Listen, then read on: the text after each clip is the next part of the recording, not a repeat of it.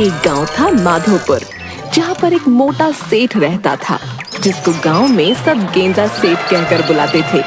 और गांव में उसका एक 4 मंजिला घर था, जिसमें उसकी पत्नी और उसके कुछ नौकर भी रहते थे। उनमें से एक नौकर था रोंदू। गेंदा सेठ की पत्नी उसके ज्यादा खाने की आदत से बहुत परेशान रहती थी। अरे रोंदू, जरा बाजार से रसगुल्ले तो लाना, लगता है खत्म हो गए। पता नहीं कौन खा जाता है, लगता है छुपाने पड़ेंगे। हाँ मालिक, अभी लाता हूँ। अब जा भी जरा रसगुल्ले लेकर आ दुकान से, और हाँ 3 मटके लाइयो, समझा? अब जल्दी जा जा। हाँ मोटे, तेरे होते हुए किसी के लिए कुछ बचेगा तो खाएगा ना कोई। तू गया नहीं? जाता हूँ मालिक, जाता हूँ। कहाँ जा रहे हो तुम? वो काम हुआ या नहीं? मालकिन, वो सेठ जी ने रसगुल्ले लाने को कहा है। हे भगवान, कितना खाओगे? कल ही 2 मटके आए थे, बस खाते रहो। हे भगवान, मेरी किस्मत ही खराब है। घर वालों ने अगर हवेली की जगह लड़के को भी देख लिया होता तो मेरी किस्मत इस घर में आकर नहीं फूटती। गुस्सा क्यों होती हो? रोंदू रसगुल्ले लाकर तुम्हारा काम कर लेगा। क्यों रोंदू? जैसी आपकी इच्छा मालिक। दिमाग खराब मत करो मेरा, जाकर पहले काम करो। अभी जाता हूँ। सब एक से बढ़कर एक हैं।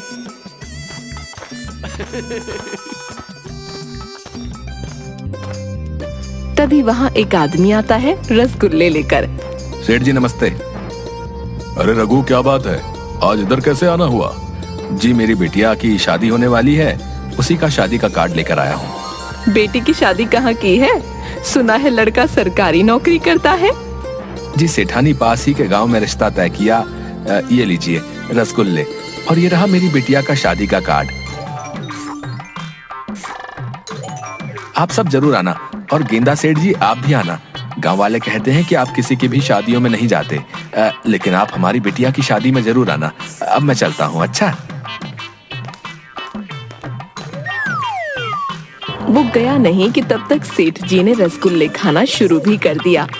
ये क्या, आपने खाना भी शुरू कर दिया? देखो सेठानी, पानी खुद प्यासे के पास चलकर आया है। इसे ही तो कहते हैं जहाँ चाह वहाँ राह। वो मेहनती लोगों के लिए होता है, आलसियों के लिए नहीं। कुछ दिनों बाद रघु के घर में शादी के दिन गेंदा सेठ और सेठानी पहुंच जाते हैं। बाराती नहीं आए अभी तक। खाने में क्या क्या है? लगता है थोड़ा अधिक समय लगेगा उन्हें आने में। चलो तब तक हम थोड़ा खाना चख लेते हैं।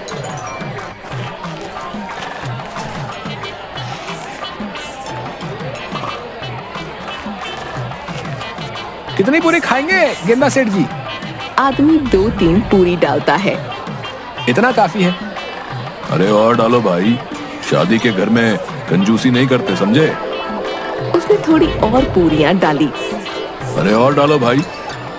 आप ही ले लीजिए गेंदा सेठ जी।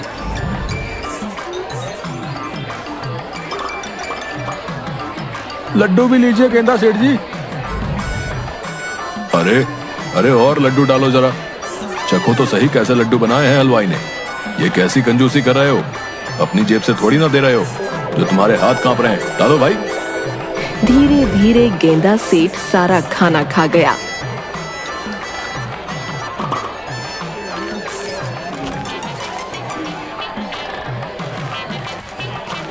बारातियों के आने का वक्त हो गया था।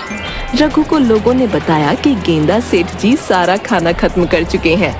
रघु तुरंत भागकर सेठानी के पास गया। हमें माफ करना सेठानी जी, लेकिन सेठ जी ने सारा खाना खा लिया। बाराती आने ही वाले हैं, आप कृपा करके सेठ जी से बात करिए, उन्हें किसी तरह रोकिए। सेठानी सेठ के पास आई। बस करिए, चलिए यहाँ से। अरे पकोड़े तो खाए ही नहीं। रुको रुको, मैं एक पकौड़ा खा लूं तब आता हूँ। चुपचाप घर चलो, समझे? वरना 1 माह तक आपके रसगुल्ले बंद।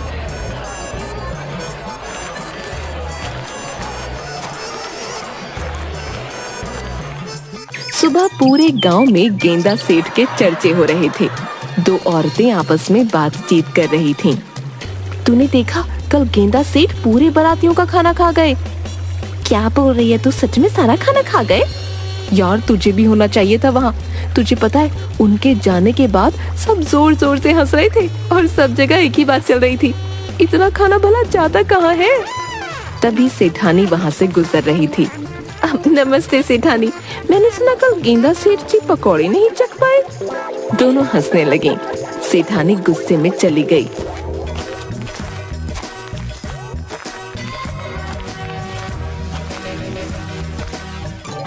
क्या हुआ भाग्यवान, इतने गुस्से में क्यों हो? कल आपने शादी में पकौड़े नहीं चखे ना, इसलिए पूरा गांव नाराज है। मैंने आपको चखने नहीं दिया ना, इसलिए औरतें मुझे ताना मार रही थीं। अरे भाग्यवान, वो ताने नहीं मार रही थी, बल्कि मैंने पकौड़े नहीं खाए ना, इसलिए नाराज थी। मैं ऐसा करता हूँ, कुछ पकौड़े चख कर आता हूँ। क्या पता कुछ पकौड़े अभी बचे हों, तब देखना तुम्हें कोई ताने नहीं मारेगा। खबरदार अगर हिले तो भगवान क्या करूं इस आदमी का।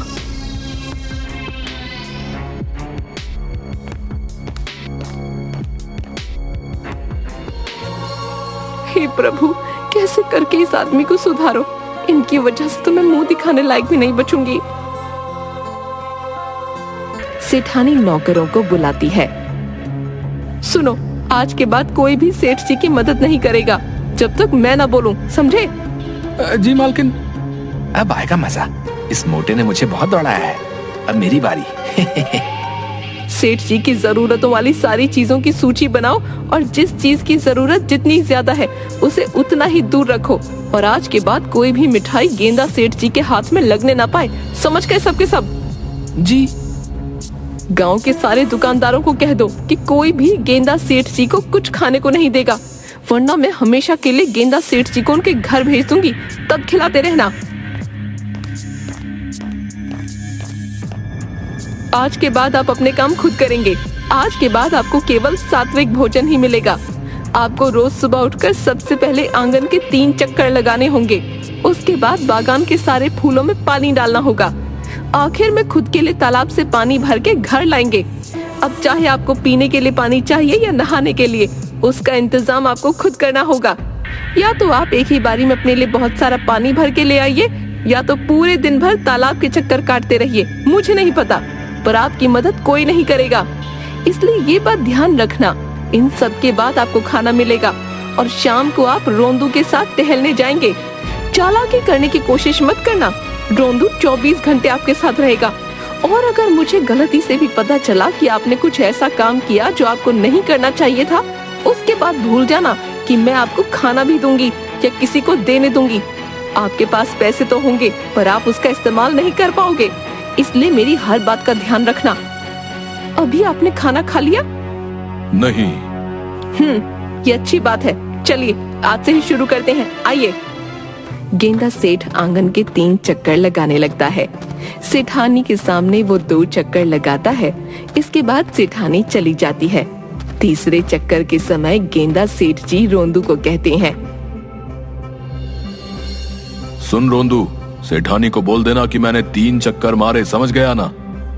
गेंदा सेठ जी, मैं झूठ नहीं बोलूंगा, वरना सेठानी मुझे छोड़ेगी नहीं। आप मुझे माफ कर दीजिए। अब आया ना मजा मोटे। मैं भी तेरे लिए रसगुल्ले ला ला कर ऐसे ही थक गया था, पर तू कभी मुझे एक भी रसगुल्ला चखने नहीं देता था। अब लगा रहे। क्या दिन देखने पड़ रहे हैं। हाय, मर गया, अब नहीं चला जाता।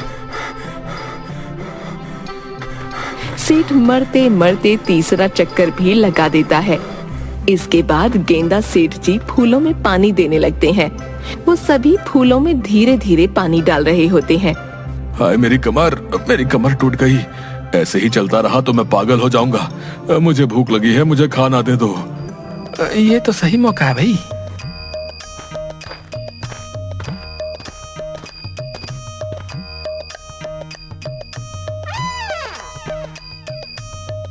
ये क्या खा रहे हो? गेंदा सेठ जी, रसगुल्ला। वाह, क्या रसगुल्ला है। आहा, मजा आ गया। मेरे बिना खा रहा है? इधर ला, जरा मुझे भी चखा। नहीं गेंदा सेठ जी, मालकिन ने मना किया है। बस आप नदी से पानी लेकर आइए, उसके बाद आपके लिए खाना कमरे में लगा दिया जाएगा। ये तो कुछ नहीं मोटे। अब देख तू, तेरे सामने इतना खाना खाऊंगा कि तू पागल हो जाएगा, और मैं लूंगा अपना बदला।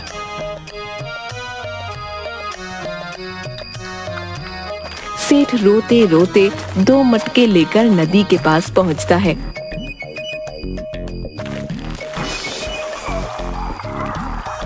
हाय हाय, लग गई। अरे कमर टूट गई मेरी। पता नहीं सेठानी पर भी क्या बुखार चढ़ा है, जीने नहीं देगी ये औरत मुझे। इसके बाद एक मटका सेठ पकड़ते हैं और उसी को भर कर घर ले जाते हैं। गेंदा सेठ जी, दूसरा मटका कहाँ गया? क्या बताऊं, नदी में पैर फिसला और गिर गया। मेरी कमर टूट गई है। थोड़ा बाम लेकर आजा, मालिश करनी है। मालिक माफ करिएगा, मालकिन ने मना किया है आपकी कोई भी मदद करने के लिए। आप एक बार मालकिन से बात कर लीजिए, वो कहेंगे तो मैं कर दूंगा।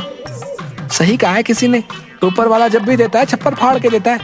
एक दिन में इतनी सारी खुशियां, मेरा तो जीवन सफल हो गया। रहने दे अब तो पानी भी लेकर आ गया हूं मैं। आप बैठिए, मैं आपके लिए खाना लगाता हूँ। गेंदा सेठ खाना खाते हैं और सो जाते हैं। शाम को जैसे ही गेंदा सेठ उठते हैं, चलिए मालिक, आपको टहलने भी जाना है। मालिक, इसके बाद रात हो जाएगी, अगर हम समय पर नहीं गए तो देर हो जाएगी। अभी जल्दी ही टहल कर वापस आ जाएंगे, आपके सर से एक बोझ कम हो जाएगा, बात मानिए मेरी। अपनी मालकिन की इतनी चमचागिरी भी मत करो कि परेशानी में आ जाओ। गेंदा सेठ और रोंदू दोनों टहलने चले जाते हैं।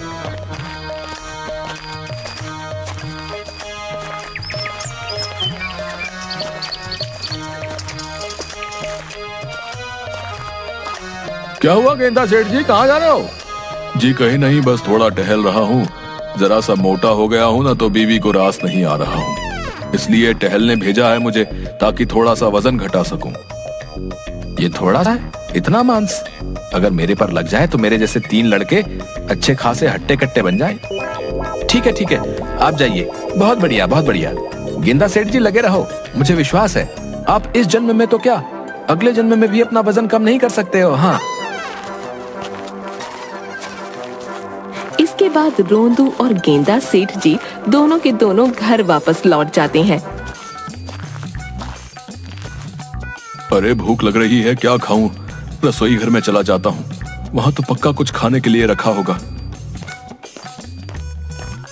लेकिन गेंदा सेठ जी जैसे ही रसोई में पहुंचते हैं तो वहां ताला लगा होता है। ये क्या, रसोई में ताला? ये औरत मुझे एक निवाला नहीं खाने देगी। क्या करूं मैं अपनी किस्मत का? हे भगवान, काश मैंने अगर उस दिन वो पकोड़ा नहीं छोड़ा होता तो मेरी हालत ऐसी नहीं होती। भला पकोड़ा छोड़ने से कोई इतना कैसे नाराज हो सकता है? अगली बार ध्यान देना पड़ेगा। सारा नहीं तो कम से कम थोड़ा बहुत तो चख ही लूंगा। क्या हुआ, लगता है खाना ढूंढने आए हैं। चले जाइए, आप खाना तभी मिलेगा जब मैं भिजवाऊंगी। रात को गेंदा सेठ जी को खाना मिलता है। ये क्या, बस इतना सा? इतने में मेरा क्या होगा? जो भी है खा लीजिए, वरना ये भी ले जाऊंगी। अरे नहीं, नहीं खा रहा हूं ना। उसके बाद गेंदा सेठ जी सो जाते हैं। अगले दिन जब उठते हैं तो उनकी चप्पल जगह पर नहीं होती। रोंदू, मेरी चप्पल कहाँ है? जरा लेके आइयो। गेंदा सेठ जी, माफ करना, मालकिन ने मदद करने से मना किया है, लेकिन आपको बता सकता हूँ कि वो कहाँ है। छत पर आप जाएंगे, आपको चप्पलें मिल जाएंगी। छत पर किसने रखी? गेंदा सेठ जी, मालकिन ने रखवाई है। हे भगवान, अब उस चौथे मंजिल तक कौन चढ़ेगा? इसका सुबह सुबह शुरू हो गया। एक एक करके गेंदा सेठ जी छत तक पहुँचे। वहाँ उन्हें चप्पल नहीं मिली। वो नीचे आए। वहाँ चप्पल नहीं है। क्या, वहाँ नहीं है? तो कहाँ है? हाँ, याद आया, वो तीसरे मंजिल में है। मैं तुझे छोड़ूंगा नहीं। रोंदू, माफ कर दीजिए मालिक। इसके बाद गेंदा सेठ तीसरी मंजिल में गया और चप्पल पहन के नीचे आ गया। इसके बाद उन्होंने हांफते हांफते आंगन के 3 चक्कर लगाए। उसके बाद मरते मरते पौधों को पानी दिया और जैसे तैसे करके नदी से पानी लाए। कई दिनों तक ऐसे ही चलता रहा। एक दिन जब गेंदा सेठ जी नदी से पानी लेकर आ रहे थे, तभी उन्हें रास्ते में पेड़ के नीचे गांव के कुछ बुजुर्ग बैठे हुए मिले। अरे ये क्या गेंदा सेठ जी, आप क्यों पानी ला रहे हो? आपके घर में तो कितने नौकर चाकर हैं, फिर ऐसी क्या नौबत आन पड़ी कि आपको पानी लाना पड़ रहा है? अरे भाई क्या बताऊं, मेरी पत्नी मुझे पतला करने के पीछे पड़ी हुई है। जब तक पतला नहीं होऊंगा तब तक पीछा नहीं छोड़ेगी, इसलिए उसने मेरा सब कुछ बंद करा दिया है।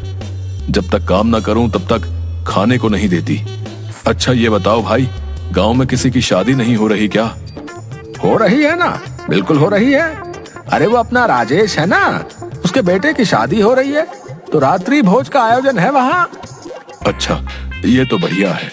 क्या बढ़िया है गेंदा सेठ जी? कुछ नहीं, मैं तो ऐसे ही पूछ रहा था। अब मैं चलता हूँ।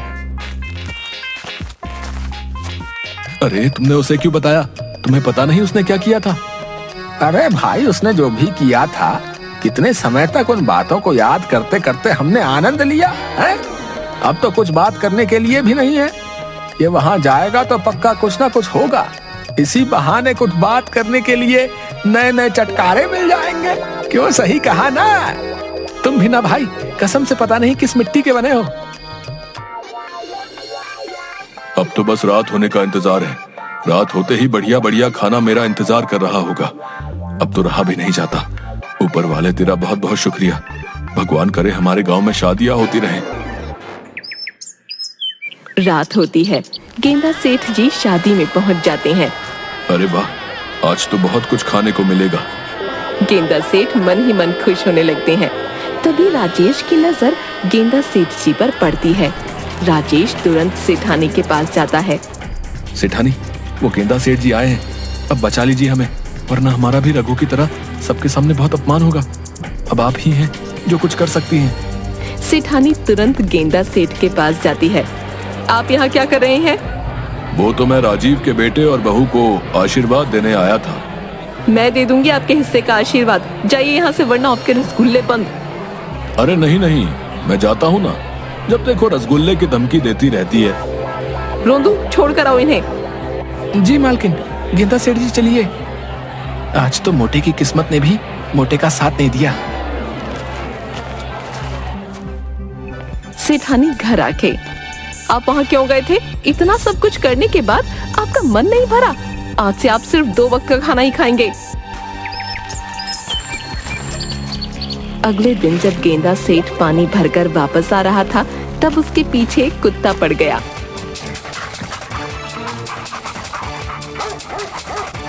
जैसे तैसे अपनी जान बचाकर वो एक जगह के पीछे छुप जाता है।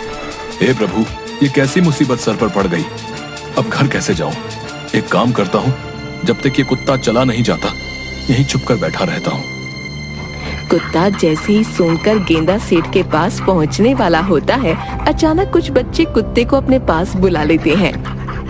बड़ा मजा आया। उस दिन इसकी वजह से मेरी दीदी की शादी में बहुत हंगामा हुआ। तुझे पता है, मेरी दीदी तो रोने भी लग गई थी। अब ये रोएगा।